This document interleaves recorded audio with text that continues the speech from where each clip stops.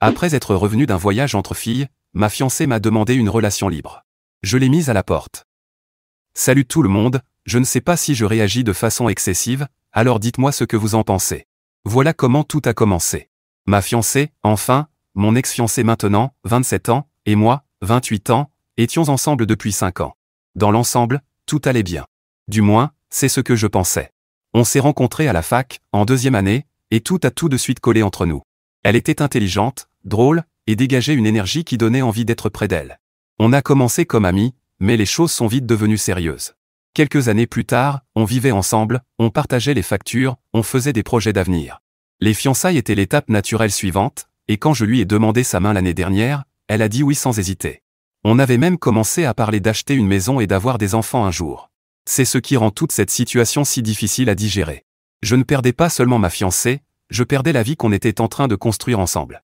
Elle revenait tout juste d'un grand voyage entre filles avec ses amis. Elle était partie environ une semaine, et tout semblait bien avant qu'elle parte. Elle était excitée, faisait des plans, parlait de tout ce qu'elles allaient faire. J'étais content pour elle, je l'avais même encouragée à y aller et à s'amuser. Elle travaille dur, et je me suis dit que des vacances lui feraient du bien. Mais à son retour, quelque chose était différent. Je ne saurais pas vraiment l'expliquer, mais c'était comme si elle n'était pas vraiment là. Vous savez, quand quelqu'un est présent physiquement, mais que son esprit est ailleurs. C'était exactement ça. D'habitude, après quelques jours séparés, elle m'accueillait avec un grand sourire et un câlin, impatiente de tout me raconter sur son voyage. Mais cette fois, elle n'a presque rien dit. Je lui ai demandé comment c'était, et elle a juste haussé les épaules en disant « c'était bien ». Puis elle est passée devant moi et est allée directement dans la chambre, laissant sa valise à la porte. J'ai laissé passer, pensant qu'elle était simplement fatiguée. Mais même ce soir-là, au dîner, elle n'a presque pas touché à son assiette et a passé la majeure partie du repas à faire défiler son téléphone. Ce n'était pas du tout dans ses habitudes. Les jours suivants, son comportement est devenu encore plus étrange. Elle était tout le temps sur son téléphone, littéralement. Elle n'avait jamais été du genre accro à son téléphone avant, donc ça m'a marqué. Et puis, la façon dont elle se comportait avec moi avait changé. Elle évitait le contact visuel, semblait distraite quand on parlait, et même notre affection physique avait disparu. Je ne dis pas qu'on était inséparables 24h24, mais on a toujours été proches. Et là, soudainement, c'était comme s'il y avait un mur invisible entre nous. J'avais cette impression persistante que quelque chose clochait. J'ai décidé de lui laisser un peu d'espace, pensant qu'elle finirait par s'ouvrir. Les relations ne sont pas parfaites, alors je me suis dit que si je la laissais tranquille, elle en parlerait quand elle serait prête. Mais ce n'est pas du tout ce qui s'est passé. Au contraire, la distance entre nous s'est agrandie. Alors, un soir après le dîner, j'ai essayé d'en parler. Je lui ai demandé si quelque chose la tracassait, ou si elle avait quelque chose en tête. Elle a balayé ma question en disant que tout allait bien, que je me faisais des idées. Mais son ton, il ne collait pas à ses mots. C'était comme si elle essayait plus de se convaincre elle-même que de me convaincre. J'ai laissé couler, mais au fond de moi, je savais que quelque chose n'allait pas. Après 5 ans ensemble, on apprend à reconnaître ces choses-là. Je ne voulais pas insister, mais ça me rongeait. Qu'est-ce qui se passait? Pourquoi agissait-elle ainsi? Quelques jours plus tard, j'ai commencé à remarquer des schémas. Elle recevait des textos tard le soir et retournait son téléphone dès que j'entrais dans la pièce. Je ne suis pas du genre à fouiner ni à accuser sans preuve, mais ce n'était pas normal. J'ai pensé à la confronter, mais je ne voulais pas passer pour un parano. Alors, j'ai essayé de me concentrer sur le travail, de m'occuper l'esprit. Je me suis dit que si quelque chose se passait, elle finirait bien par m'en parler. Et bon sang, j'étais loin de m'imaginer ce qui allait arriver. Avec le recul, je crois que je savais qu'un truc important se préparait, sans savoir quoi. Un soir, elle est rentrée du travail et m'a dit qu'elle voulait me parler. Mon cœur s'est tout de suite serré, parce qu'on sait tous que rien de bon ne commence par « il faut qu'on parle ». Je me suis assis, essayant de garder mon calme, mais mon esprit tournait à 1000 à l'heure. Qu'est-ce que j'avais fait? Qu'est-ce qui n'allait pas? On s'est installé sur le canapé, et je pouvais sentir la tension dans l'air. Elle tripotait ses mains et évitait mon regard. Puis elle m'a lâché la bombe. J'ai beaucoup réfléchi à notre relation dernièrement, a-t-elle dit d'une voix calme mais trop mesurée. J'ai levé un sourcil. Réfléchi à quoi, exactement? Tu sais, à comment on pourrait l'améliorer, dit-elle en relevant enfin les yeux. L'améliorer, ai-je répété. Qu'est-ce qui ne va pas? Elle a hésité un moment, se mordillant la lèvre. Rien ne va mal, a-t-elle dit vite. Tout est super, vraiment. Mais pendant le voyage, certaines des filles ont parlé de leur relation. Elles disaient à quel point elles étaient heureuses parce qu'elles avaient trouvé des façons de se donner plus de liberté et de confiance. J'ai cligné des yeux, essayant de comprendre. Liberté et confiance, ai-je répété. Qu'est-ce que ça veut dire, exactement? Elle tordait ses mains nerveusement sur ses genoux. Sa voix était étrangement calme, trop calme, comme si elle essayait de se convaincre que c'était une discussion normale. Elle ne me regardait toujours pas dans les yeux, fixant plutôt le mur derrière moi. Et le pire, c'est que sa façon de parler semblait, répéter, comme si elle avait répété ce discours plusieurs fois dans sa tête. Elle a pris une grande inspiration, comme pour se préparer à une annonce importante, et puis elle l'a dit, « Je pense qu'on devrait essayer une relation libre. » Je jure que mon cerveau s'est arrêté pendant une seconde. Je la regardais, incapable de croire ce que je venais d'entendre. Quoi, ai-je fini par lâcher, plus fort que je ne le voulais. Elle m'a regardé, sérieuse. J'y pense depuis un moment, a-t-elle dit d'un ton posé, comme pour se persuader elle-même. Je pense que ça pourrait être bien pour nous. Je la fixais, abasourdi. Une relation libre? Tu es sérieuse? Oui, a-t-elle répondu, calme mais ferme. Ce n'est pas aussi fou que ça en a l'air. Beaucoup de gens le font, et ça marche pour eux. C'est une question de confiance et d'honnêteté. De confiance, ai-je répété, la voix montant. En quoi le fait d'amener d'autres personnes dans notre relation a-t-il quoi que ce soit à voir avec la confiance? Et d'où ça sort, tout ça? Elle a soupiré, passant une main dans ses cheveux. Écoute, je sais que c'est beaucoup à assimiler, mais j'en ai parlé avec certaines des filles pendant le voyage, et elles ont partagé leurs expériences. Elles sont plus heureuses maintenant. Elles disent que ça les a rapprochées de leur partenaire. J'ai secoué la tête, complètement stupéfait. Et toi, tu t'es dit quoi? Que j'allais juste accepter ça? Que j'allais être d'accord? Son visage s'est adouci, comme si elle essayait de rester patiente. Je ne dis pas que tu dois décider tout de suite. Je pense juste que c'est quelque chose qu'on devrait envisager. On est ensemble depuis longtemps, et je veux m'assurer qu'on continue de grandir, qu'on ne stagne pas. J'ai senti un nœud se former dans ma poitrine. Donc maintenant, tu penses qu'on est coincé? Après 5 ans ensemble? Et ta solution, c'est quoi? Coucher avec d'autres? Elle a tressailli à mes mots, mais n'a pas reculé. Ce n'est pas juste ça, a-t-elle dit doucement. C'est aussi une façon d'explorer qui on est individuellement, tout en restant ensemble. Ça ne veut pas dire que je ne t'aime plus. Pendant ce temps, moi, j'étais là, complètement dévasté. 5 ans. 5 foutues années à construire une vie ensemble, et elle voulait tout balancer comme ça? On n'avait jamais parlé de relation libre. Ce n'était pas nous, pas notre couple. Je lui ai demandé d'où ça venait. Est-ce qu'elle était malheureuse? Est-ce qu'il lui manquait quelque chose dans notre relation? Elle a dit non. Qu'elle m'aimait, et que tout allait bien. Elle pensait juste que ça pourrait être encore mieux. Je n'y comprenais rien. Si tout allait bien, pourquoi vouloir changer? Je lui ai dit ça, et elle m'a répondu, ce n'est pas changer, c'est faire évoluer notre relation. Je ne vais pas mentir, ça m'a mis en colère. Faire évoluer? Ce n'est pas un Pokémon, c'est notre couple, ai-je lâché. Je me suis penché vers elle, les yeux plissés. Sois honnête, c'est à cause de quelqu'un. Tu as rencontré quelqu'un pendant le voyage? Elle a levé brusquement la tête, l'air presque offensé. Quoi? Bien sûr que non, a-t-elle répondu aussitôt, secouant la tête. Tu es sûr, ai-je insisté. Parce que là, ça sort de nulle part, et j'ai du mal à croire que c'est juste une idée soudaine. Je te jure, dit-elle, la voix légèrement plus aiguë. Il n'y a personne d'autre. Je n'ai rencontré personne, ce n'est pas à cause de ça. C'est juste quelque chose à quoi j'ai réfléchi, c'est tout. Je me suis adossé, les bras croisés. Tu jures qu'il n'y a personne d'autre? Oui, je le jure. Ce n'est pas à propos de quelqu'un d'autre. C'est à propos de nous. Je lui ai dit que j'avais besoin de temps pour réfléchir. Je ne savais même plus quoi dire. Je suis allé dans la chambre et je suis resté assis là, fixant le mur. Mes pensées partaient dans tous les sens. Est-ce que c'était réel? Est-ce que je la connaissais encore? Après environ 1 heure, je suis ressorti. Elle était toujours assise sur le canapé, à faire défiler son téléphone comme si de rien n'était. Je me suis arrêté un instant, puis j'ai dit, je ne peux pas faire ça. Elle a enfin levé les yeux, le visage impassible. Qu'est-ce que tu veux dire? Je veux dire que je ne veux pas de relation libre. Je ne suis pas intéressé, et je ne pense pas que je le serai jamais, ai-je dit calmement. Elle a posé son téléphone sur la table basse et a croisé les bras. Eh bien, dit-elle lentement, peut-être qu'on devrait prendre un peu de temps pour voir si on est toujours sur la même longueur d'onde. C'en était trop pour moi. Je la regardais, abasourdi par son ton détaché. 5 ans, ai-je dit, la voix tremblante. 5 ans ensemble. Et c'est tout ce que tu as à dire? Comme si ce n'était rien. Son expression a changé, comme si elle commençait à réaliser la gravité de la situation. Je ne voulais pas que ça se passe comme ça, dit-elle précipitamment. Je voulais juste qu'on en parle, c'est tout. Il n'y a rien à dire, ai-je répondu fermement. Si tu veux une relation libre, alors tu n'es pas la personne que je croyais.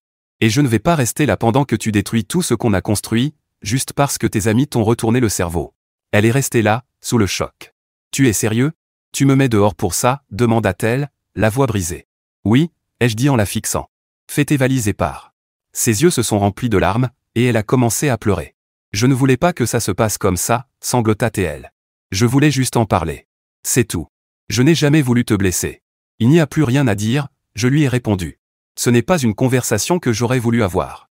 Je ne peux pas faire ça, et je ne le ferai pas. Elle s'est essuyé le visage, reniflant, puis s'est levée et est allée dans la chambre pour faire son sac. Je ne l'ai pas suivie et je n'ai rien ajouté. Quelques minutes plus tard, elle est sortie, son sac sur l'épaule, et s'est arrêtée devant la porte. « C'est vraiment fini ?» demanda-t-elle doucement. « Oui » ai-je dit sans la regarder. Elle a hésité un instant, puis a ouvert la porte et est partie. Je me suis assis sur le canapé, fixant l'espace vide où se trouvaient autrefois ses affaires, et j'ai eu l'impression que mon monde venait de s'effondrer. Je me suis demandé encore et encore comment on en était arrivé là, mais peu importe combien de fois je retournais la situation dans ma tête, je n'arrivais pas à trouver une explication logique. C'était le début de la fin. La nuit où elle est partie, l'appartement paraissait tellement vide. Ses affaires étaient encore là, ses vêtements, ses produits de toilette, tous les petits objets qu'elle aimait éparpillés partout, mais elle n'y était plus. Et ça m'a frappé de plein fouet. 5 ans de vie commune, de projets, d'avenir, réduits en miettes en une seule conversation. Le lendemain matin, mon téléphone n'arrêtait pas de vibrer. À moitié endormi, je l'ai attrapé sur la table de nuit, son nom s'affichait partout. Des messages, des appels manqués, des messages vocaux. J'ai soupiré en faisant défiler les textos. « S'il te plaît, est-ce qu'on peut juste parler ?» disait l'un d'eux. Un autre disait « Je suis tellement désolé. Je ne voulais pas te blesser. Je veux juste t'expliquer. » Les messages vocaux, c'était la même chose. Dans l'un d'eux, j'ai entendu « Je sais que tu es en colère, et tu as toutes les raisons de l'être. Mais s'il te plaît, donne-moi une chance de te parler. J'ai besoin de t'expliquer. Je ne peux pas te perdre comme ça. » Puis, ses amis ont commencé à m'appeler. Apparemment, elles avaient appris ce qui s'était passé, et elles se bousculaient pour s'excuser. Elles prétendaient que c'était leur faute, qu'elles avaient passé le voyage à vanter les mérites des relations libres, et qu'elles s'étaient laissées entraîner. L'une d'elles a même dit « On ne pensait pas qu'elle allait vraiment t'en parler. » Comme si ça rendait les choses meilleures. Je leur ai dit de me laisser tranquille. Je ne voulais pas entendre d'excuses ou de justifications de leur part. Ce qui m'a le plus énervé, c'est qu'elle se soit laissée influencer à ce point. Si elle se laissait manipuler aussi facilement par ses amis, dans quoi d'autre pourrait-elle la pousser? Ma famille, elle, était furieuse quand je leur ai raconté. Ma mère n'arrêtait pas de dire « Tu l'as échappé belle ». Mon père, qui ne s'implique presque jamais dans ma vie sentimentale, m'a dit que j'avais bien fait de tenir bon. Ce soutien m'a vraiment touché, parce qu'au fond, je doutais déjà de moi-même. Sa famille, par contre, c'était une autre histoire. Sa mère m'a appelé pour me dire que je devrais lui donner une seconde chance, qu'elle était juste confuse. Son père, lui, a essayé de me faire culpabiliser « Tu es en train de gâcher une belle relation à cause d'un malentendu. » Un malentendu? Elle m'a littéralement demandé de coucher avec d'autres personnes. Comment est-ce que ça pouvait être un malentendu? Le pire, c'était certains de nos amis communs. Quelques-uns ont essayé de me faire passer pour le méchant, disant que j'avais réagi de manière excessive. L'un d'eux a même dit « Elle a juste été honnête sur ce qu'elle voulait. » C'est bien, non? Oui, l'honnêteté, c'est bien. Mais il y a une différence entre être honnête et assommer ton fiancé avec une révélation qui va complètement à l'encontre de tout ce que vous avez construit ensemble. Un ami, appelons-le Dave, m'a particulièrement tapé sur les nerfs. Il n'arrêtait pas de me dire que j'étais vieux jeu, que je devais être plus ouvert d'esprit. Il a même dit « On est en 2024, mec. Les relations ne sont plus noires ou blanches. » Je n'arrivais pas à croire qu'il la défendait, surtout après avoir vu ce que je traversais. Puis, il y a eu Anna, une de ses amies proches, qui a laissé échapper que mon ex avait déjà parlé de l'idée d'une relation libre avant le voyage. Apparemment, elle en avait plaisanté pendant une soirée entre amis quelques mois plus tôt, et tout le monde avait juste rigolé. Ça m'a encore plus fait mal, j'avais l'impression qu'elle testait déjà le terrain, dans mon dos, depuis un moment. J'ai passé les jours suivants à me demander quoi faire. Elle continuait à m'appeler et à m'envoyer des messages, me suppliant qu'on se voie pour en discuter. Une partie de moi voulait l'écouter, mais l'autre était encore trop en colère et blessée. Comment peut-on revenir de ça? Comment faire confiance à quelqu'un capable de jeter une grenade dans une relation aussi solide, aussi calmement? Pendant plusieurs jours, j'étais coincé dans une sorte de limbo. D'un côté, je ne voulais pas la voir ni écouter ses excuses. De l'autre, ne pas avoir de réponse me rongeait. Et si tout ça cachait autre chose? Et si elle m'avait menti depuis bien avant cette histoire de relation libre? Je me souviens avoir fait les 100 pas dans mon salon, tournant tout ça dans ma tête. J'ai même failli l'appeler, mais à chaque fois que je prenais mon téléphone, je me ravisais. Finalement, ce sont 2 amis proches qui m'ont convaincu de la revoir. « Tu as besoin de tourner la page », m'a dit l'un d'eux. « Sinon, ça va continuer à te ronger. » Et aussi difficile que ce soit à admettre, il avait raison. J'avais besoin de tourner la page. J'ai accepté de la voir, surtout pour vérifier si elle me dirait enfin la vérité. Quelque chose me disait qu'il y avait plus derrière tout ça, et je voulais des réponses. On a convenu de se retrouver dans un café.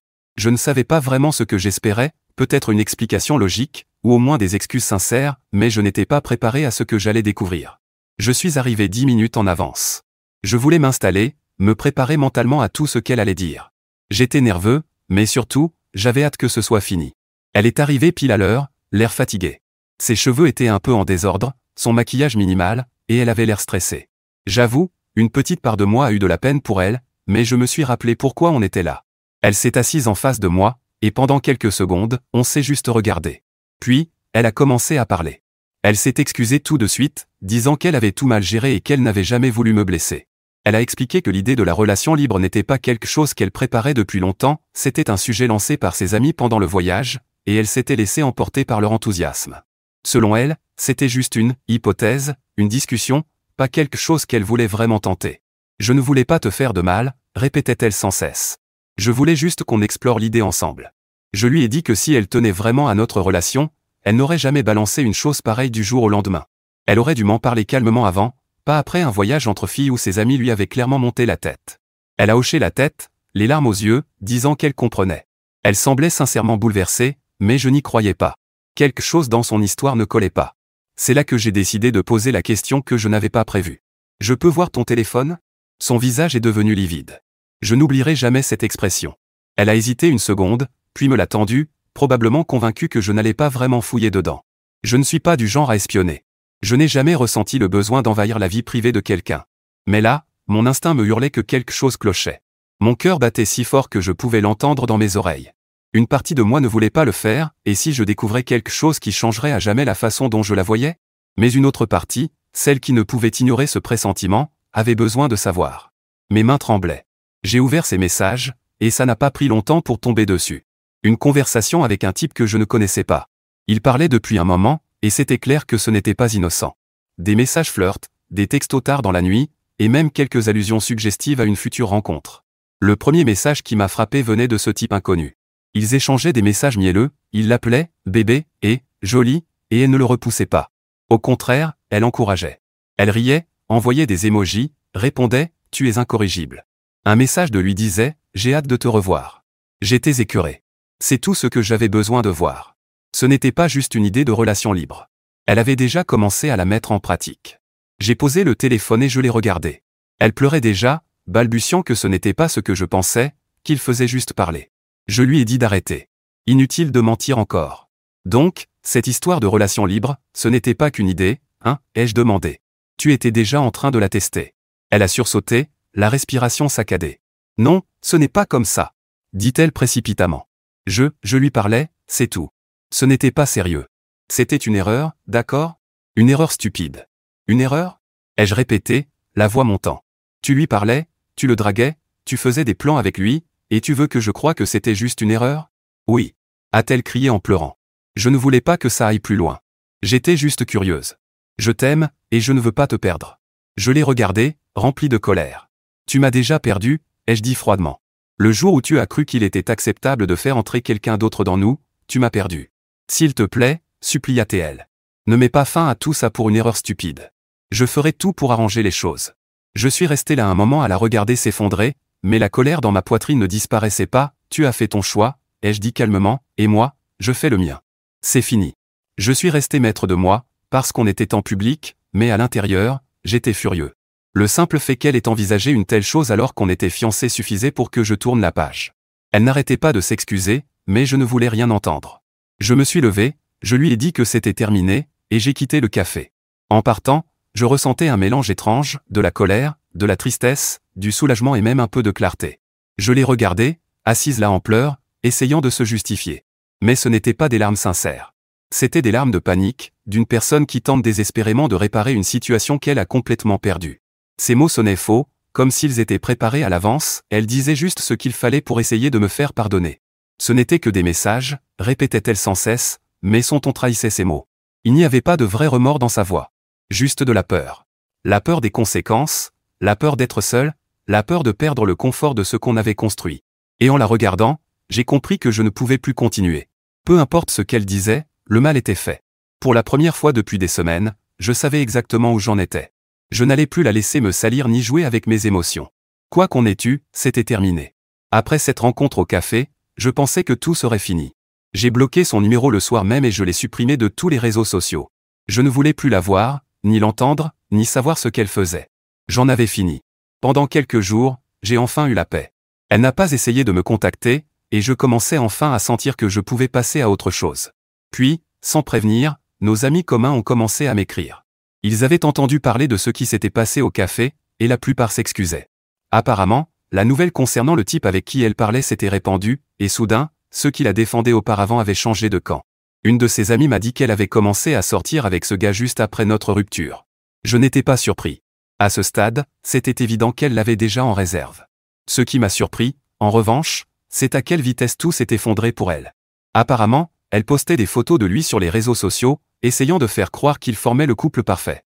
Des amis communs disaient que ça paraissait forcé, comme si elle essayait trop de prouver quelque chose. Une de ces légendes disait, quand tu trouves enfin quelqu'un qui te comprend vraiment. Clairement, une pique destinée à moi. Mais le plus drôle, c'est que personne n'y croyait.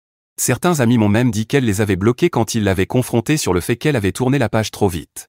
Puis, une semaine plus tard, plus rien. Plus de photos, plus de petites légendes mielleuses, juste le silence total. C'est là que les rumeurs ont commencé à circuler, le gars l'avait ghosté, et elle le vivait très mal. Elle disait à tout le monde qu'il l'avait mené en bateau et utilisé.